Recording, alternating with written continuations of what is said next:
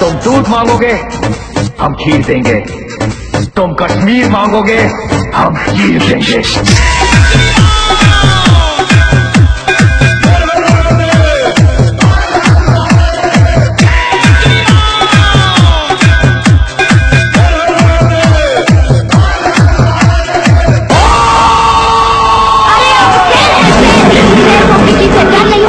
बता दो पाकिस्तानियों को कि हम डरते नहीं है बम्बों से, विस्फोटक जलपोतों से।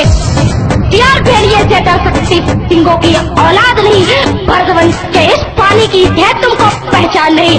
पाकिस्तान ये कान खोल कर सुन ले कि अब की जंग छिड़ी तो सुन ले, नाम निशान नहीं होगा।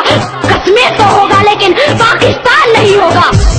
देश अगर हो गया खड़ा तो त्राही त्राही मच जाएगी। पाकिस्तान के हर कोने में महाप्रलय आ जाएगी। क्या होगा अंजाम तुम्हें इसका अनुमान नहीं होगा। कश्मीर तो होगा लेकिन पाकिस्तान नहीं होगा।